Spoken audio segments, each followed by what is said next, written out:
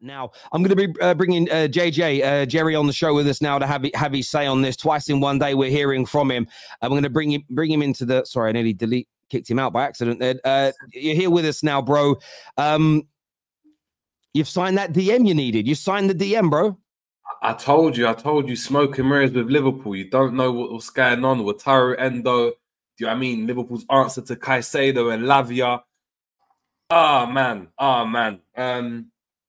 Look, it's mad. I was actually live when this broke, and I wasn't talking about this at all. I was actually live on G's channel, and it broke, and I had the biggest giggle I've had in a long, long time. The only way I can rationalize this in my head is that this was a player that Liverpool were going to go and get anyway, but they knew that they had to. This was like a supplementary signing, if that makes sense. So Liverpool go out. Do you know what I mean? If the Caicedo bid pulls through, we're probably signing Caicedo now or Lavia, and then it's Liverpool also go and sign Wataru, because looking at the positions he's played, and he plays as a DM, also as a centre back, and also as a right back as well. So he's someone that is more or less a utility player. And Liverpool do have a tendency to sign that type of player. We've seen it with Minamino. We saw it with Clavan. Seen it when we bought that player. He was a DM, played at centre-back as well. We got him on a free on a cheap. Make no mistake about this. I know a lot of people are saying, look, Klopp, we can't believe how like FSG have done this again. This is a Klopp signing. This is a Klopp signing. Klopp has very, very strong links with Stuttgart. He signed Clavan, if people remember, from Stuttgart as well. George Schmacker has, do you know what I mean, pulled one out the bag with this one, and this is definitely Klopp's term. So, look, I'd be lying if I said I know a lot about him. Do you know what I mean? At this moment in time, it obviously doesn't look great, but hopefully this is just one of many. This is one of many, and as you said, we've got that 115 million to spend, so this is just eating into that 15 million. Yeah, you could end up being right again, and I'm not going to be bitter about this deal. It's not, for me, it's nowhere near the level of signing an Enzo Fernandez or a Caicedo or a Lavia, mainly because he's 30 years of age. But you could actually be right that this was a player you were looking to bring in anyway, but you wanted to get your big signings out the way first, then move him in. That could very much be the case in this situation if we're being fair. What's also intriguing about tonight is the fact that you are now credibly linked to Gravenberch and to Man United's target that we've done personal terms with, Amrabat. And you've made inquiries, you're looking to try and approach them and sign them. When you look at the fact that you've bought in Endo, who would you prefer, Amrabat, Gravenberch, or in fact, they're both available for about 30 million euros. Is there an argument to say Liverpool should try and sign both of them? For both of them, I'm not too sure. Reason being is that I spoke before, Gravenberch wants to play games. The reason why he wants to leave Bayern is because he wants to play games. Currently at Liverpool, Szoboszlai, a marquee signing, and McAllister, he's not going to be ahead of them in the pecking order. He's sitting on the bench and doing more or less what he's done at Bayern Munich. I just don't see that happening, especially if we're to go and sign a player on a permanent as well. I think the Amrabat situation makes a bit more sense because of the position that he plays. And I think Gravenberch is a player that we might get and try and convert into a DM and someone that can be used as a DM and as an 8. I think Amrabat fits the profile much more. And I think bringing in an Amrabat with Liverpool, and it is serious, the links are serious, bringing an Amrabat in alongside someone that can also play in defence, at right back, play as a DM as well, it means that we're adding that strength in depth. Now, look, I don't know how good Wataru is going to be, but ever since the World Cup, I've been screaming for Amrabat. Like, Liverpool actually linked with Amrabat in the January transfer window, just gone because, you know, Liverpool's midfield situation was dire. He had a great World Cup, and apparently Klopp actually met with his agent. That's what a few sources, including I think Dave O'Cott, has actually mentioned, that Klopp met with the agent and actually spoke to the player. So this is a player that we've done the groundwork on already, and I think Liverpool have said, you know what, we're going to go and try and get this player. So yeah, I wouldn't go for both. I wouldn't go for Gravenberch and Amrabat, but Amrabat for me is the priority right now. I hear you on that. And look, Man United are linked to them both as well. And I'm not going to lie, I'm nervous with you guys getting involved. Yes, I've bantered you in recent days. I've said, is the pool gone? If you then take two of our targets away from us, especially Amrabat, that we have agreed personal terms with, if he turns his head, and part of it will be our fault, he's agreed personal terms, so he wanted us. Reportedly already said no to Liverpool. but the reports are suggesting that he's getting frustrated that we haven't got it over the line because we're waiting to sell people. My message to my club now is you might end up costing you a little bit of money on the other sales because people know you're desperate to get rid of people, but go and get Amrabat tomorrow morning, get it out the way, because I'd hate to see him in a Liverpool shirt. I think he is so talented and you would be signing a superb player. And there was a super chat for me here, or sorry, comment for me here that says Terry, Gravenberch or Amrabat. When it comes to Man United, I say both. Personally, I say both, because then you've got a midfield where you've got Amrabat's ability to win the ball back, power in possession, very, very press resistant, good passer, good player at breaking lines. Gravenberch, again, very good with the ball at his feet, but he was also a very good ball carrier, and we lack that. They both come with so much energy, far more youth than we get from Casemiro that is energetic. Suddenly, our midfield takes a whole different dynamic moving into the season. And I want Man United fans to remember one thing before the rumor starts. Less than a week ago, I'm going to try and find the link tomorrow for the article that came out, but a number of top journalists said Man United ideally want 2 more midfielders this window. So a lot of people are thinking, oh, are we panicking now because of one bad performance and going after Gravenberch? Oh my God, Mount's not going to work. No, we will always link with 2 more. Ideally, the club want to get rid of Scott McTominay for the right price, and they want to get rid of Donny, which basically means 3 midfielders have left. Therefore, you're going to buy, and they want to buy 3 midfield players. So it makes a lot of sense to me to do that as an example. So yeah, look, I want both at Man United, if I'm being absolutely honest with you. It would pain me. It would pain me to see them both in Liverpool shirts, because I do think Gravenberch is a very talented footballer. And we all know, listen, I'm on the same level as you. I've kind of found it weird in recent weeks how suddenly everybody's playing down Amrabat's ability, where all I saw on the TL from any football fan at any club for 6 months was, what a baller.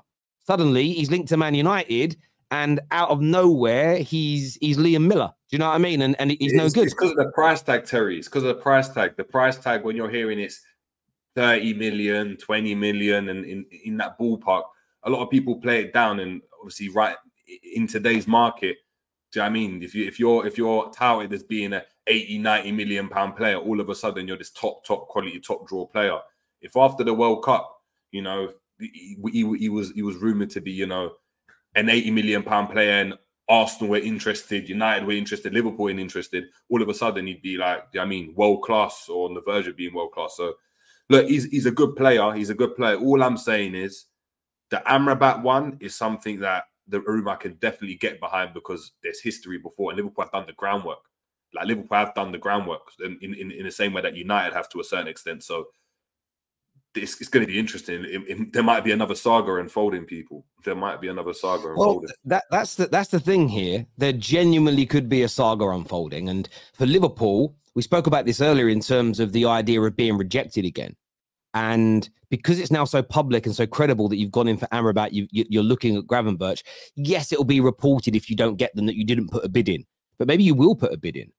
And if you, that's the element here where Liverpool PR-wise have got to be very careful, because according to Damasio, Santi, and Alfredo, so it hasn't come from Fabrizio to a degree, both those players prefer Man United as of right now.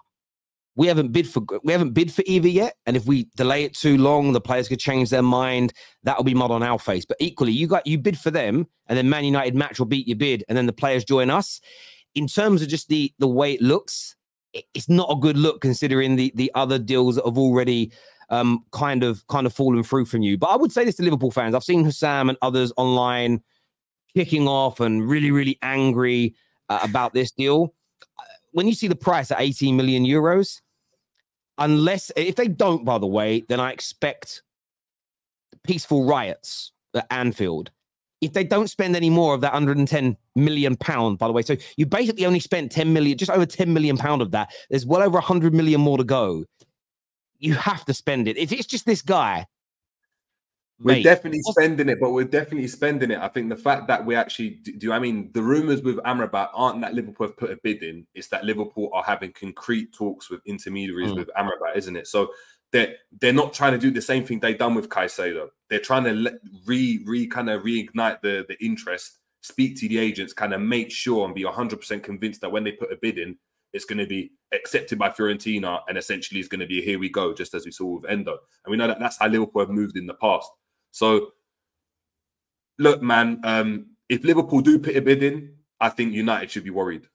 United should be worried, because for me, that suggests that the discussions with Amrabat are more positive. I'm not going to use the Caicedo situation to kind of go and blur, Liverpool's transfer dealings, because that's been one transfer that's kind of gone wrong, where Liverpool have put a bid in and it hasn't really come through in the last couple of weeks. Mate, I totally get that. I'm concerned because I don't think you'd make the same mistake twice. And what the reports have said is, although he's been patiently waiting for Man United, he's been waiting a long time now. The fact that we thought 2 weeks ago West Ham were going to get McTominay, Donny looked like it was going to get over the line. We were also expecting Bailly and Maguire to have gone. So maybe we were oversubscribed with midfielders, but we would have got them off the wage bill. Nothing around those players has happened as of yet. And I think that's clubs holding on to try and get the best price possible from us. But there comes a point where something's got to give. And we need to make sure that we do not miss out on one of our number one. We just can't miss out on one of our number one targets here, in my opinion, in Amrabat. More so than Gravenberch. That's the one I'm not so concerned about, because I think that with McAllister and Szoboszlai, if you're going for Amrabat and Endo, your attacking midfield is then taken care of. Plus, as well, with the way you're playing, we know that Trent's going to move into that area as well from a playmaking point of view. So you don't necessarily need Gravenberch, but yeah, it's going to be interesting. It's going to be interesting times ahead. I want to go to some of your comments that are coming through, people. We are going to talk City on this stream as well, because obviously they won the Super Cup tonight. Liverpool should go for Anguissa. Thoughts? Again, beggars can't be choosers, man. When he was at Fulham, no one wanted him, but at Napoli, he's shown he's a different player. And in the World Cup, he had a decent World Cup as well. Good player, man. Good player. Fits the bill of what Liverpool would want. He's more of an 8 though than a kind of a sole DM, even though he can play there. So look, at this point, it doesn't matter. And listen, with Liverpool, we can't rule anything out.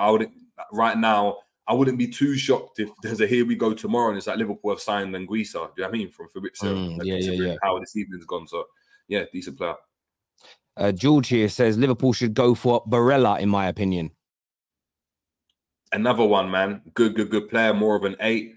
That would obviously be a statement signing as well, considering he's obviously one of Inter Milan's talisman in the midfield. Good player. Liverpool have been linked with him before. Again, right now, I wouldn't be surprised if Liverpool went and grabbed him, if we're going on the premise that Liverpool are going to go try and spend that 115 million. We're not too sure yet. Yeah, it would be worth a bit, in my opinion, because he's an absolute star. This is, it looks like a cheap stopgap, then spend on Graven. Yeah, well, yeah. I mean, your point of view, you don't think it will be Gravenberch if you're. I mean, the thing is, in terms of profiles you need, would you rather go and spend 30-40 million pound on Doucouré or Gravenberch in terms of the profile of player that's needed? I'd rather Doucouré. I'd rather Doucouré, because I feel like in the 8 position, whether we think they're good enough or not, which is a kind of different argument altogether, we have number 8s. Like, we have Curtis Jones, we have Harvey Elliott, we've got McAllister, we've got Szoboszlai, we've got Bajcetic, who's played in the 8, even though he can play in the 6 as well. We've got a few options there. Look, we can always bring in a player, but I think that player is going to have to be a player that can also play as a defensive midfielder if we were to go and get one. And I think Amrabat suits that a bit more. He can play in the 8, can play, obviously, he plays predominantly as a DM as well, but is a bit more of a kind of, he's not just a sit in the DM and I don't move from there. He can kind of drive off the ball and get forward. So, yeah, I'd go with that kind of profile as opposed to a Gravenberch. I just think Gravenberch was an option before Liverpool went and kind of got Szoboszlai and McAllister. I think once that was done, I don't think we were ever going to go for Gravenberch after that. Yeah, no, I hear you. Gravenberch is such an interesting player, though, because, again, he's one of those people. I was talking about Lamella tonight and how 8-9 years ago he was going to be a star. Gravenberch was a player that everybody and their dog wanted their club to sign 2-3 years ago. Now suddenly he's looked at as meaty, over the hill, because it didn't quite work out it didn't quite work out for him at Bayern Munich as of now. And it's interesting because typically in the past, if Bayern Munich are willing to sell a player, my gut feelings has always been stay as far away from that player as possible, because there must be something wrong with him. However, Bayern Munich, I'm not saying they've fallen from grace, but the money isn't there anymore. You've got a number of players who are still really good that are sort of talking about leaving, thinking about leaving. And you know, I know Harry Kane's ended up going there, but I think that's because Levy wouldn't sell him to somebody else as an example, and there's a big spot that's open there for him. And I sort of think to myself, they've got a lot of midfield players, and you know, I don't know. I something a bit. I could be completely wrong, but there feels like something's a little bit off. And I do trust the idea of bringing him in. He's still very young. He isn't 28, 29, shot to bit pieces with injuries or anything along those lines. So yeah, it's very intriguing to see what's going to happen there in relation to that. If anyone wants to phone in, we've shared the link in the live comment section to join JJ and me on this. This comment here says, no, you're right, Jerry, because they had to be a verbal agreement between Liverpool and Caicedo's agent, and they put the bid to try Chelsea's fight. Yeah. I mean, Caicedo definitely agreed to join, in my opinion, he definitely agreed to join Chelsea, 110%. But he also said, but if Chelsea get a bid accepted, I'm going to them instead. That's the long and the short of it, really. Same lines come back here and says, it's the Gakpo situation all over again. He wanted United, but they never tried to get the deal done, but Liverpool did. Amrabat could be the same.